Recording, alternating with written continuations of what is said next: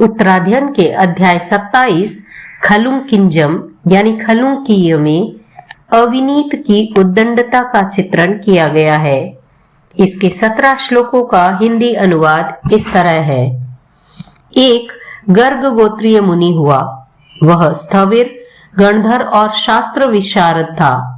वह गुणों से आकीर्ण गणि पद पर स्थित होकर समाधि का प्रतिसंधान करता था। वाहन को वहन करते हुए बैल के अरण्य स्वयं उल्लंघित हो जाता है, वैसे ही योग के वहन करते हुए मुनि के संसार स्वयं उल्लंघित हो जाता है। जो अयोग्य बैलों को जोतता है वह उनको आहत करता हुआ क्लेश यानी दुख पाता है। उसे असमाधि का संवेदन होता है और उसका चाबुक टूट जाता है। वह क्रुद्ध हुआ वाहक किसी एक की पूंछ को काट देता है और किसी एक को बार बार बींधता है। तब कोई अयोग्य बैल जुए की कील को तोड़ देता है और कोई उत्पथ में प्रस्थान कर जाता है। कोई एक पार्श्व से गिर पड़ता है, कोई बैठ जाता है तो कोई लेट जाता है, कोई कूदता है, कोई उछलता है तो कोई शठ तरुण गाय की ओर भाग जाता है। कोई धूर्त बैल शिर को निढाल बनाकर लुट जाता है तो कोई क्रुद्ध होकर पीछे की ओर चला जाता है। कोई मृतक सा बनकर गिर जाता है तो कोई वेग से तेजी से दौड़ता है। छिनाल वृषभ रास को छिन्न भिन्न कर देता है, दुर्दांत होकर जुए की तोड़ देता है और सौ सौ कर वाहन को छोड़कर भाग जाता है। जुते हुए अयोग्य बैल जैसे वाहन को भग्न कर देते हैं, वैसे ही दुर्बल धृति यानी धैर्य वाले शिष्यों को धर्मयान में जोत दिया जाता है तो वह उसे भग्न कर डालते हैं। कोई शिष्य रिद्धि का गौरव करता है तो कोई रस का गौरव करता है, कोई साता सुखों का गौरव करता है तो कोई चीर काल तक क्रोध करने लगता है। कोई भिक्षाचारी में आलस्य करता है तो कोई अपमान भीरू और अहंकारी है।